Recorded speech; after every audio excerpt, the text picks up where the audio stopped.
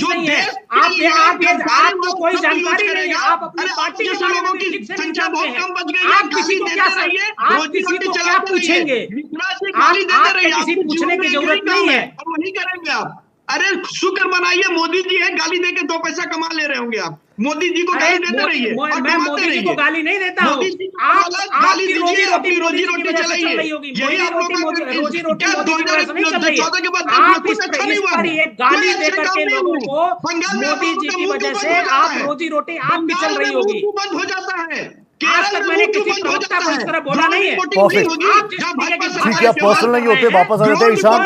Ishan you want to react something? Ishan please आप मुझे बताइएगा, ईशान प्लीज मुझे बताइएगा, जो बार बार कहा जाता है कि प्रधानमंत्री नरेंद्र मोदी का 56 इंच का सीना, वो कहते हैं पॉलिटिकल नेतृत्व होना चाहिए। अगर पॉलिटिकल नेतृत्व ना हो तो क्या सर्जिकल स्ट्राइक हो सकती है? क्या एयर स्ट्राइक्स हो सकती है? क्या बालाकोट हो सकता था? क्या जो अभी हमने ऑपरेशन सिंदूर किया वो हो सकता था? थोड़ा अनइंटरप्टेड समय दीजिएगा, काफी समय बाद बोल रहा हूँ, मेरे को ब्रेक से पहले बोलना था। दूसरी देखिए, सबसे पहली बात पे मैं इस पे भी आऊंगा। मुझे लगता है ऋषभ तिवारी जी उत्तेजित हो गए आज। वैसे होते नहीं है, बहुत अच्छे वक्ता हैं, अच्छे प्रवक्ता है भारतीय जनता पार्टी के, लेकिन भारतीय जनता पार्टी की यही शैली पिछले 11 साल में रही है और शायद वो उनके अंदर आ गई है कि अगर कोई हिंदू सवाल पूछेगा तो वो देशद्रोही कहलाएगा, मुसलमान पूछेगा तो वो पाकिस्तानी कहलाएगा, सिख पूछेगा तो खालिस्तानी कहलाएगा, दलित और आदिवासी को सवाल पूछेगा तो उसको नक्सलवादी बोल देंगे, और अगर कोई शहरी व्यक्ति, अगर कोई लिबरल व्यक्ति सवाल पूछेगा सरकार से तो उसको अर्बन नक्सल बोलने का ये सरकार काम करेगी। वही उन्होंने अभी किया। उन्होंने देवकी जी को अर्बन नक्सल बोलने का काम किया, पता नहीं क्यों किया, नहीं करना चाहिए था। दूसरी सबसे महत्वपूर्ण बात कि मनोज सिन्हा जी ने अभी खुद ही बोला कि जो आतंकी वहां पर एनकाउंटर हो रहा है वहां पे आतंकवादियों का, उसकी पुष्टि उन्होंने नहीं करी। लेकिन भारतीय जनता पार्टी, अब हमने देखा हमारे यहाँ पे मित्र भी बैठ के भारतीय जनता पार्टी के किस तरह का नैरेटिव बनाने की कोशिश कर रहे थे कि जो 3 आतंकवादी मारे गए हैं वो पहलगाम हमले में शामिल थे। अरे हम तो सेना को बधाई दे रहे हैं, कोई भी आतंकी मारा जाए वो बहुत सराहनीय कार्य है, लेकिन कम से कम पुष्टि होने दीजिए, फेक नैरेटिव मत बनाइए। नहीं, मगर नैरेटिव तो ये भी बना कि सेना का मनोबल तोड़ रही है कांग्रेस। ईशान, ये नैरेटिव नहीं बना? ऑपरेशन पर सवाल उठाकर, सबूत मांगकर कांग्रेस सेना के मनोबल को तोड़ रही है। नहीं, कभी कांग्रेस ने सबूत नहीं मांगे, कभी कांग्रेस ने सबूत नहीं मांगे। ईशान आप बहुत अच्छा कभी भी सबूत नहीं मांगे, कभी सबूत नहीं मांगे। और दत्ता जी ने, देखिए ब्रिगेडियर दत्ता जी ने जो बात बोली कि सर्जिकल स्ट्राइक यूपीए के समय पे भी होती थी, वो भी दृढ़ निश्चय था। सर्जिकल स्ट्राइक अभी भी हुई है, हम मना नहीं कर रहे सर्जिकल स्ट्राइक नहीं हुई, सर्जिकल स्ट्राइक हुई है, सेना ने करी है, मुंह तोड़ जवाब दिया है पाकिस्तान को। लेकिन हाँ, पहले ना सर्जिकल स्ट्राइक के बाद प्रधानमंत्री जैसे मनमोहन सिंह जी हो गए या नरसिम्हा राव हो गए या इंदिरा गांधी जी हो गई या फिर राजीव गांधी जी हो गए या फिर उस समय पंडित नेहरू हो गए, वो कभी भी सेना की यूनिफॉर्म पहन के फोटो खिंचवा के, उसके बाद पेट्रोल पंप से लेके सड़क चौराहे तक किसी ने भी उनकी सेना की फोटो पहन के उनके क्रेडिट को लेने का काम नहीं किया। किसी भी प्रधानमंत्री ने मोदी जी से पहले आज तक सेना के शौर्य पे, शहीद जवानों पे वोट मांगने का काम नहीं किया। ये हमने देखा किस तरह से 2019 में भी प्रधानमंत्री जी ने शहीदों के नाम पे वोट मांगने का काम किया था। और रही बात पीओके की, 1994 में कांग्रेस पार्टी की सरकार थी जब सर्वसम्मति से एक रेजोल्यूशन पास हुआ कि पीओके जो है वो भारत का हिस्सा, अभिन्न हिस्सा है और पाकिस्तान को वो खाली करने के लिए भारत सरकार कोई भी कदम उठाने को तैयार है। 40 more seconds for you, Ishan, 40 more seconds for you। Ishan मुझे बताओ, आपने सेना की तारीफ कर दी, सरकार के जो नेतृत्व की बात बीजेपी कर रही है वो भी मान रहे हैं, सरकार की तरफ से भी तो हरी झंडी होगी। इसी पे आता हूं। हाँ, जल्दी 40 सेकंड। मुझे मालूम है ऋषभ जी को मेरे पे विश्वास नहीं होगा। अगर वो डिफेंस अटैचे टू इंडोनेशिया की बात सुन लेंगे, उनकी जो प्रेजेंटेशन है वो सुन लेंगे, उन्होंने साफ साफ बोला है कि सरकार ने, पॉलिटिकल लोगों ने मना किया कि पाकिस्तान के एयर डिफेंस सिस्टम पे हमला नहीं करना है। इसी की वजह से हमारे विमान गिरे। कितने गिरे उन्होंने नहीं बताया, लेकिन विमान गिरे उन्होंने एक्सेप्ट किया। और भारतीय जनता पार्टी, रक्षा मंत्री, पूरे प्रवक्ता और प्रधानमंत्री जी इस सवाल से लगातार भागने का काम कर रहे हैं। और देश को ये जानना चाहिए, देश को ये सवाल पूछना चाहिए कि हमारे को क्षति अगर हुई, अगर युद्ध में क्षति हुई, जितनी भी हुई, तो क्यों हुई? वो राजनीतिक इच्छा शक्ति नहीं थी इस सरकार में। ठीक है ऋषभ, तुम मुस्कुरा रहे थे यार, अच्छा लगा मुस्कुराते हुए। रिएक्ट कर दूं? 30 सेकंड दे रहा हूं आपको, फिर दत्ता साहब के पास जा रहा हूं।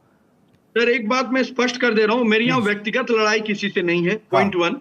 दूसरा, देश हित के लिए अगर कुछ गलत सुनूंगा तो राजनीति भी छोड़ दूंगा, लेकिन देश के लिए लड़ूंगा और ये मेरा स्वभाव है और ये उत्तेजना देश के लिए है। तीसरी बात मैं स्पष्ट करता हूं आपको, ईशान त्यागी जी हो चाहे और भी पैनलिस्ट हो, उनसे व्यक्तिगत कोई मतभेद भी नहीं है, ना जिंदगी में कभी हो सकता है। उन नीतियों पे मैं चलने वाला इंसान नहीं हूं, ना मेरी पार्टी है। मैं आपकी बात मैं बात आपको एक स्पष्ट कर रहा हूं, सबसे बड़ा इंटेलिजेंस फेलियर कहां हुआ है सर? इंदिरा गांधी के बॉडीगार्ड ने उनको मार दिया, उनको भनक तक नहीं हुई, उस पे तो चुप हो जाते हैं।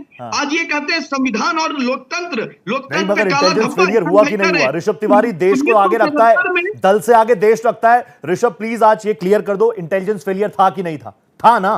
मैं कह सकता हूं था।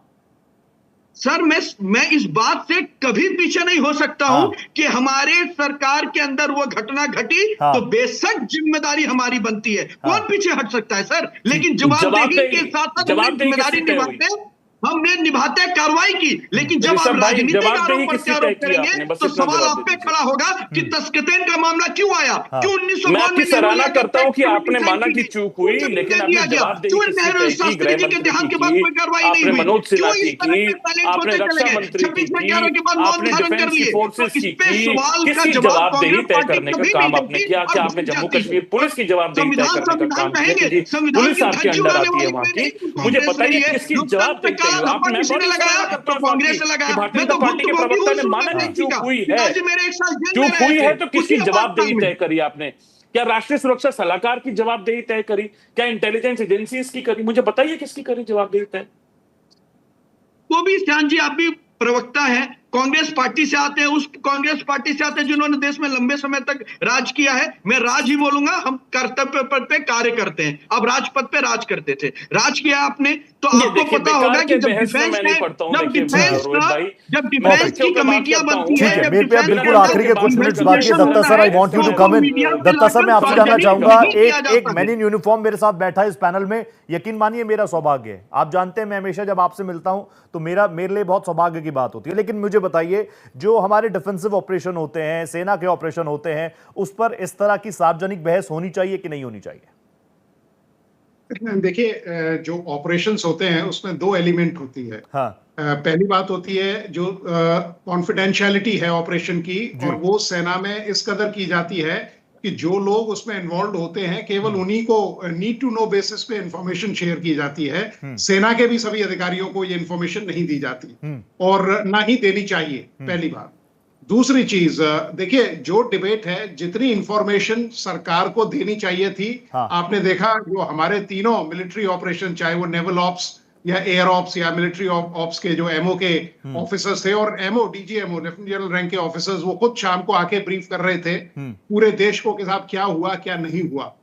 रही बात इसकी कि साहब कितने हवाई जहाज गिरे, देखिए सन 65 की लड़ाई हमने जीती, सन 71 की लड़ाई जीती, हमारे जो हवाई जहाज थे उनका ज्यादा लॉस हुआ बनस्पत पाकिस्तान के, लेकिन वो युद्ध हमने जीता। क्योंकि देखिए, ये जरूरी नहीं है कि किसका क्या, ये कोई रजनीकांत की फिल्म नहीं है कि साहब उधर से गोली चढ़ी और उन्होंने हाथ से पकड़ ली। ठीक है, लॉसेस होंगे, कैजुअलिटीज होंगी, दोनों तरफ से जो आर्मीज अगर लड़ रही हैं तो लॉसेस होंगे, तो इसमें कोई दो राय नहीं है। दूसरी चीज, अभी देखिए मनोज सिन्हा जी का अभी स्टेटमेंट आया, जब उनसे पूछा गया कि साहब ये आतंकवादी किस उसके थे, तंजीम के थे, तो उन्होंने कहा कि साहब ये पुलिस बताएगी। तो आप किस लिए लेफ्टिनेंट गवर्नर हैं?